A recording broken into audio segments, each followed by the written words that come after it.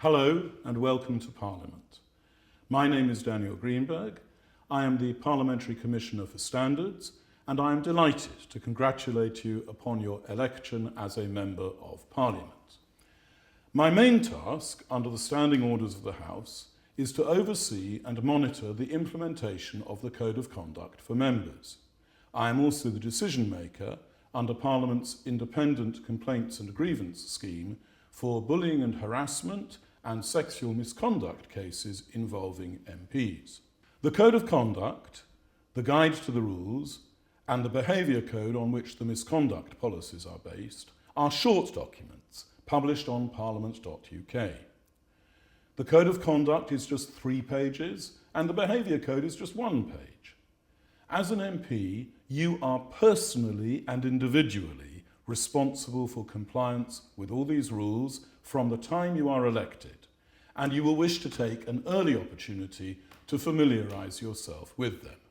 The purpose of the House's Code of Conduct is to build a common understanding of what behaviour and attitudes the House wishes to promote or considers unacceptable, to ensure the openness and accountability essential to the proper functioning of a representative democracy, to protect and enhance the reputation of the House of Commons in order that the public can have justifiable confidence in it, to ensure all members can and do speak and act without fear or favour, and to give clarity for members and the public about the rules of conduct which underpin these standards, which are expected of all members in undertaking their duties.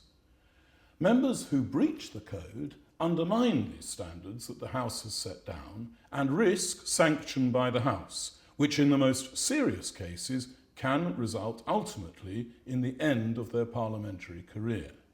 The Code rests on the Nolan principles of standards in public life: openness, accountability, honesty, integrity, objectivity, selflessness, and leadership.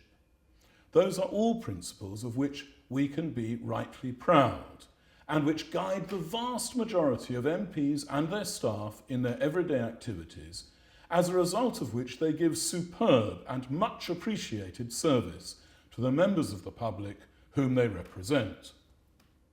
The House requires new members to register their interests within 1 month of their election, and changes to a member's list of interests are required to be registered within 28 days of occurrence. Those interests are published in the Register of Members' Financial Interests. Chapter 1 of the Guide to the Rules relating to the conduct of members covers each of the 10 categories of registrable interest in detail, and the Registrar of Members' Financial Interests and his team stand ready to support you should you have any questions. Chapter 2 of the Guide covers declaration of interests.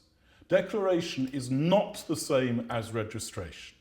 In summary, when participating in most parliamentary activities, members must declare any interest, even if that interest is not registrable, that might reasonably be thought by others to influence their actions or words. The rules about lobbying, set out in Chapter 3 of the Guide, are designed to ensure that members do not take payment for advocating a particular matter in parliamentary proceedings. And the rules about outside interests in Chapter 4 of the Guide prohibit the provision of paid parliamentary advice by members. These rules are all relatively straightforward.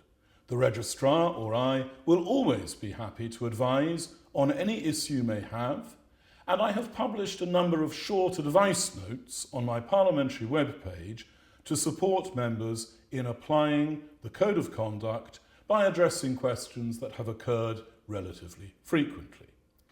There are also rules about the use of House facilities by members, including the use of stationery provided by the House, access, tours, photography and filming, and digital services, which are available on the parliamentary intranet in the Rules Register, along with contact details for specific advice, which you should seek if you are in any way unsure of the rules.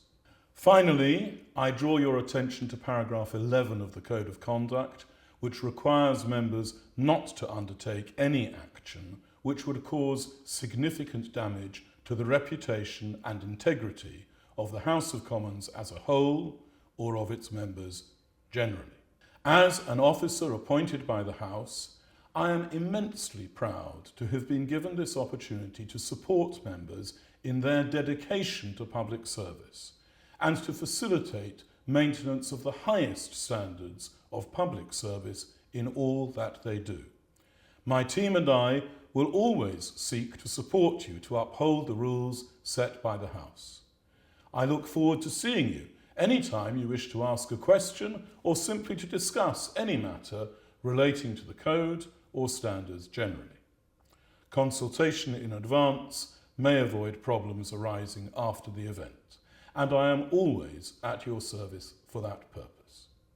Thank you for your attention, and please accept my best wishes for success in your endeavours during your time in Parliament.